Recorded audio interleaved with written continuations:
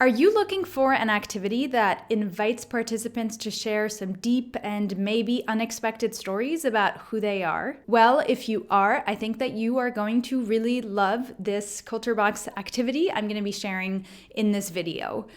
I'm a facilitator who mostly runs learning experiences in the realm of equity and inclusion, and I think this activity is a really great way to build that intergroup understanding early on in a learning journey. So, hi there, I'm Maureen. I'm a facilitator and the creator of Rethinking Normal, a platform where educators find strategies and curriculum for impactful learning experiences. Okay, so did you or did you not play show and tell when you were a kid?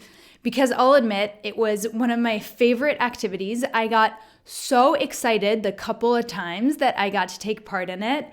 I think as a kid, I just wanted the school day to be like one long string of circle sharing activities because I loved them so much. So it tracks pretty well that I am now a facilitator. But anyway, I think it's a bit sad that adults never get to play this game anymore.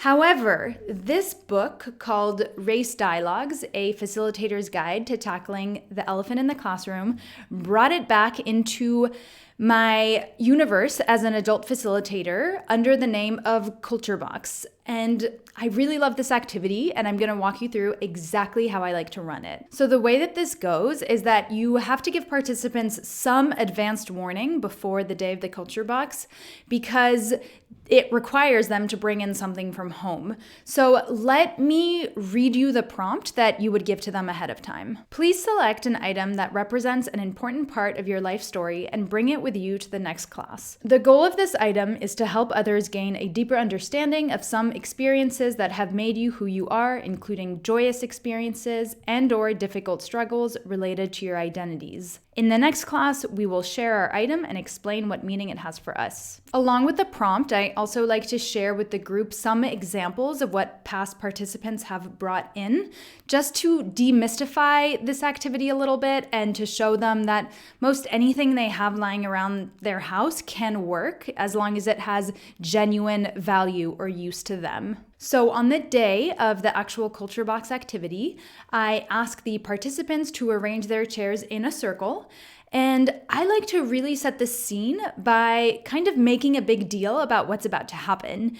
We're about to gain some really meaningful insight about individuals in our group from outside of this room. And that's an exciting opportunity. Each person knows things about the world that no one else knows.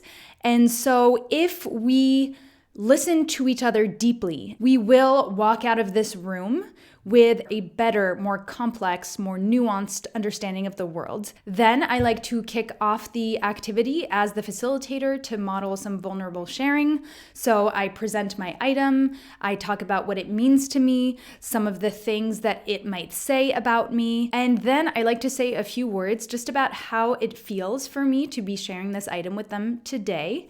I might feel really positive and excited, or I might feel a bit nervous and apprehensive. We are here to really attentively listen to each other and to make space for whatever comes up. So these are all things that I invite each participant to share when they're presenting their item. And if you feel like the group would benefit from a bit more guidance in their sharing, you can also write some of these points up on the board. So when I'm done, the next person in the circle goes, or you can do this popcorn style if you don't want the predictability of the order. And lastly, you can also, of course, break up the group into smaller groups if you don't have too much time for the sharing, or if you just feel like that would be the right thing for your context. I always allow the group to ask the presenter one or two questions after they're finished sharing. I found that this can really help build, once again, that intergroup connection, and also it can really help the presenter have a little bit more to say if they need a bit of encouragement from the group. Once everyone has gone, it's time to conclude the activity.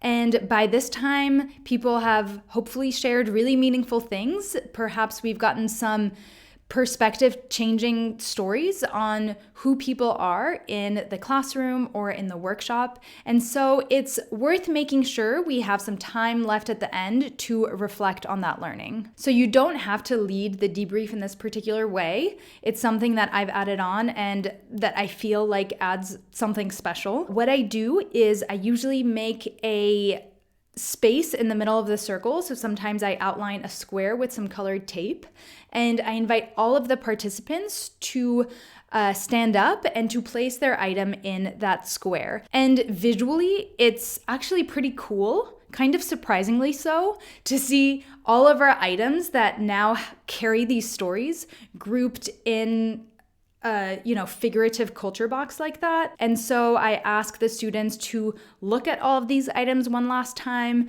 maybe take a walk around the culture box, look at the items from different angles, and then sit back down because we are going to journal for 5 minutes about the culture box experience. So quietly, I ask the participants to note down any concluding thoughts they have about the activity today.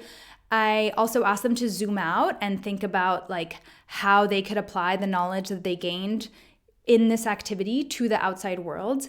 And one reflection question I found very useful is to get them to generate 1 to 3 points about the activity that they would like to remember in 5 years. So if there's only 1 or 2 things that they could remember, what would those things be? After the 5 minutes are up, I might pair up the students and ask them to share with each other what they are comfortable sharing about their journal entry. But generally, that's it for the Culture Box activity. I've also facilitated it on Zoom, and it actually works really well. Just have the people hold up their item to the camera. You probably figured that was the case.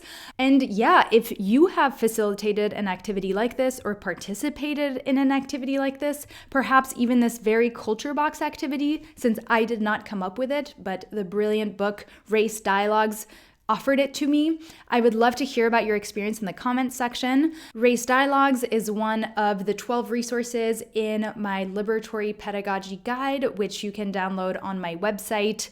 There's so many other great suggestions on there that I think you will find incredibly valuable if you are a teacher or a facilitator or an educator of some kind.